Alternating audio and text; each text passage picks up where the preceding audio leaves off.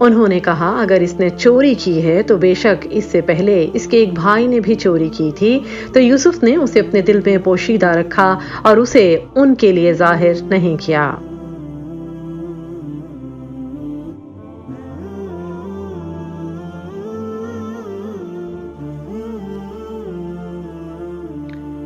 اب یہ وہ لمحہ تھا جب حضرت یوسف علیہ السلام کے بھائی ہر طرف سے مایوس ہو گئے تھے۔ کوئی منت سماجت کارآمد ثابت نہ ہوئی۔ اتنے میں بڑا بھائی روبین کہنے لگا، سورہ یوسف میں ہے،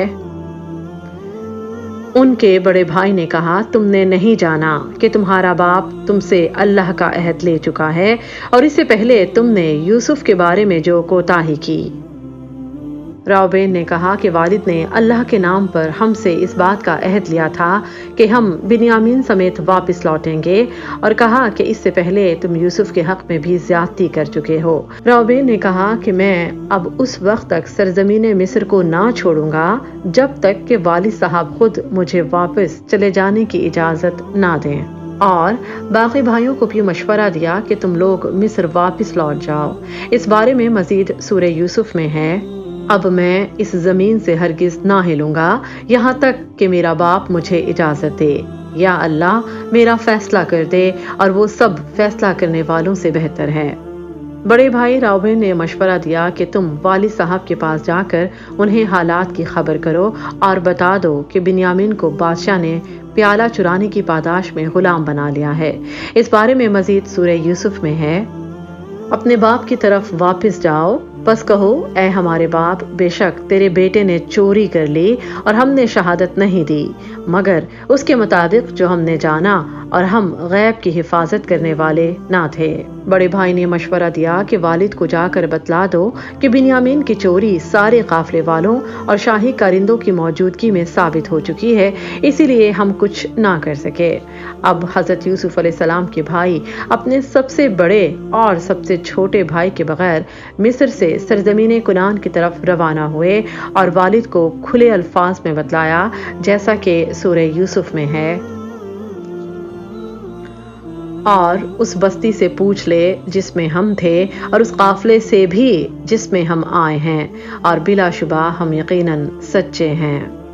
ان کے والد حضرت یعقوب علیہ السلام نے اس داستان پر اعتبار نہ کیا اور کہہ دیا کہ تم لوگوں نے بنیامین کے ساتھ بھی کچھ ویسا ہی کیا ہے کہ جیسا اس سے پہلے یوسف کے ساتھ کیا تھا۔ اس بارے میں مزید ارشاد ہے، اس نے کہا، بلکہ تمہارے لیے تمہارے دلوں نے ایک ہی کام مزین کر دیا ہے، سو میرا کام اچھا صبر ہے، امید ہے کہ اللہ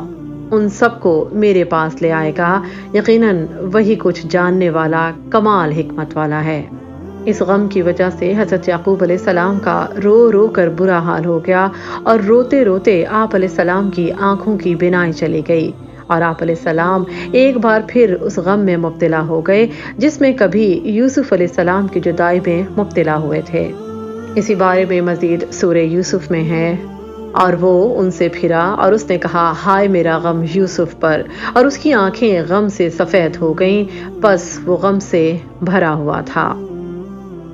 ان بیٹوں نے بہت سمجھایا کہ یوسف کی یاد نے خود کو ہلکا نہ کیجیے، یوسف اب بھولی بسری داستان ہو چکا ہے۔ اس بارے میں سورہ یوسف میں مزید ارشاد ہے، انہوں نے کہا، اللہ کی قسم تو ہمیشہ یوسف کو یاد کرتا رہے گا یہاں تک کہ گھل کر مرنے کے قریب ہو جائے یا ہلاک ہونے والوں سے ہو جائے۔ یہ بات سن کر اس کے جواب میں حضرت یعقوب علیہ السلام نے فرمایا، سورہ یوسف میں مزید ارشاد ہے، اس نے کہا، میں تو اپنی ظاہر ہو جانے والی بے قراری اور اپنے غم کی شکایت صرف اللہ کی جناب میں کرتا ہوں، اور میں اللہ کی طرف سے جانتا ہوں جو تم نہیں جانتے۔ حضرت یعقوب علیہ السلام نے اپنی باقی اولاد کو یوسف اور بنیامین کی خبر لانے کے لیے پھر دوبارہ مصر غلہ خریدنے کے لیے بھیجا، اور تاکید کی کہ اللہ کی رحمت سے مایوس نہ ہونا یہ کافروں کا شیوہ ہے۔ اس واقعے کو مزید سورہ یوسف میں یوں بیان کیا گیا ہے، اے میرے بیٹو، جاؤ یوسف اور اس کے بھائی کا سراغ لگاؤ اور اللہ کی رحمت سے مایوس نہ ہو، بے شک حقیقت یہ ہے کہ اللہ کی رحمت سے نا امید نہیں ہوتے مگر وہی لوگ جو کافر ہیں۔ یوسف علیہ السلام کے بھائی مصر گئے اور یوسف علیہ السلام کے دربار میں حاضر ہو کر کہا،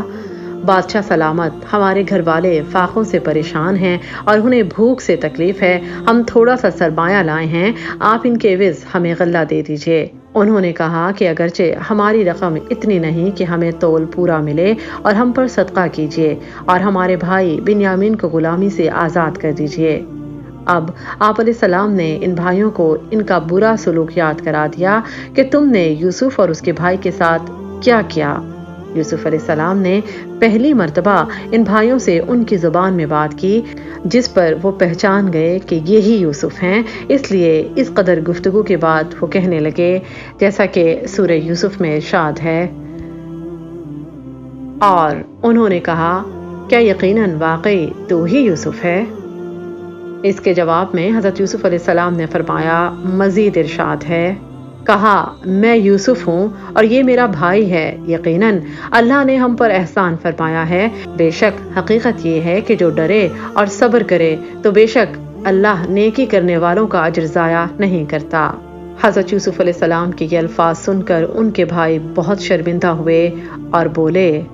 انہوں نے کہا اللہ کی قسم، بلا شبہ یقیناً اللہ نے تجھے ہم پر فوقیت دی ہے اور بلا شبہ ہم واقعی خطا کاروں سے تھے۔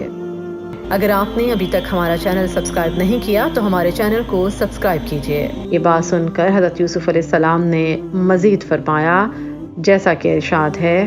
اس نے کہا آج تم پر کوئی ملامت نہیں، اللہ تمہیں بخشے اور وہ رحم کرنے والوں میں سب سے زیادہ رحم کرنے والا ہے۔ اور اس کے ساتھ ہی مزید ارشاد ہوا جیسا کہ سورہ یوسف میں ہے، میری یہ قمیض لے جاؤ اور اسے میرے باپ کے چہرے پر ڈال دو، وہ بینا ہو جائے گا، اور اپنے گھر والوں کو سب کو میرے پاس لے آؤ۔ جب قافلہ مصر سے روانہ ہوا تو حضرت یعقوب علیہ السلام کہنے لگے، سورہ یوسف میں ہے،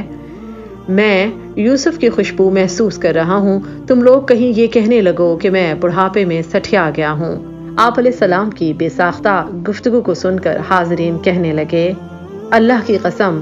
آپ ابھی تک اسی پرانے خط میں پڑے ہوئے ہیں۔ ابھی یہ باتیں ہو ہی رہی تھی کہ حضرت یعقوب علیہ السلام کے پاس خوشخبری دینے والا آن پہنچا اور اس نے آپ علیہ السلام کو یوسف اور بنیامین کی سلامتی کی خبر دی، اور اس نے حضرت یوسف علیہ السلام کا کرتا آپ علیہ السلام کے منہ پر ڈالا، جس سے حضرت یعقوب علیہ السلام کی بینائی واپس آ گئی۔ چنانچہ آپ علیہ السلام نے حاضرین سے کہا، سورہ یوسف میں مزید ارشاد ہے، میں تم سے کہتا نہ تھا کہ میں اللہ کی طرف سے وہ کچھ جانتا ہوں جو تم نہیں جانتے۔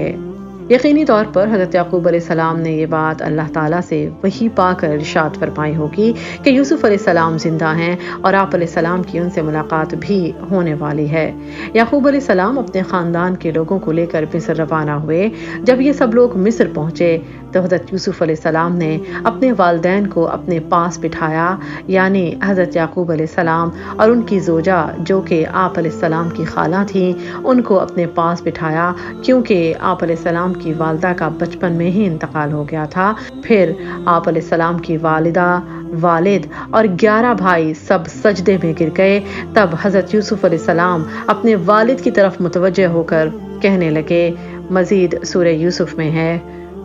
اور اس نے اپنے ماں باپ کو تخت پر اونچا بٹھا دیا اور وہ اس کے لیے سجدہ کرتے ہوئے گر پڑے، اور اس نے کہا، اے میرے باپ، یہ میرے پہلے خواب کی تعبیر ہے، بے شک میرے رب نے یہ سچا کر دیا، اور بے شک اس نے مجھ پر احسان کیا جب مجھے قید خانے سے نکالا اور تمہیں صحرا لے آیا، اور اس کے بعد شیطان نے میرے درمیان اور میرے بھائیوں کے درمیان جھگڑا ڈال دیا۔ بے شک میرا رب جو چاہے اس کی باریک تدبیر کرنے والا ہے، بلا شبہ وہی سب کچھ جاننے والا، کمال حکمت والا ہے۔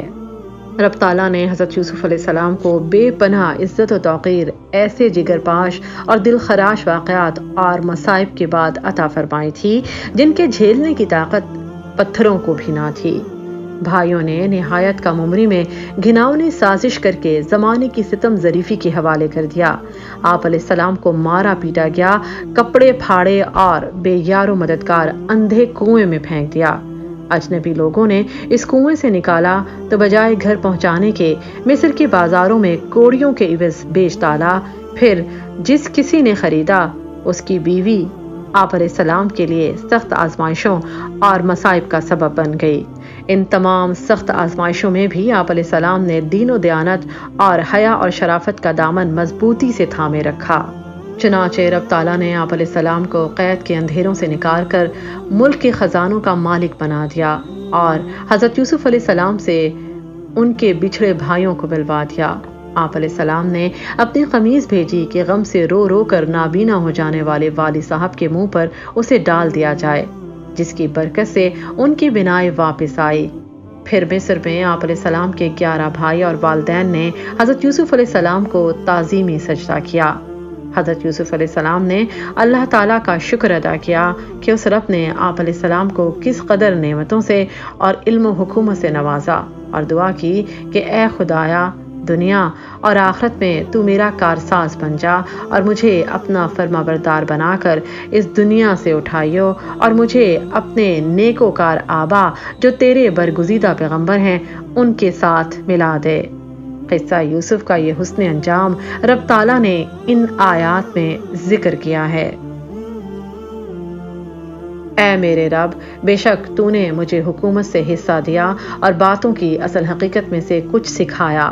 آسمانوں اور زمین کو پیدا کرنے والے، دنیا اور آخرت میں تو ہی میرا یار و مددگار ہے۔ مجھے مسلم ہونے کی حالت میں فوت کر اور مجھے نیک لوگوں کے ساتھ ملا دے۔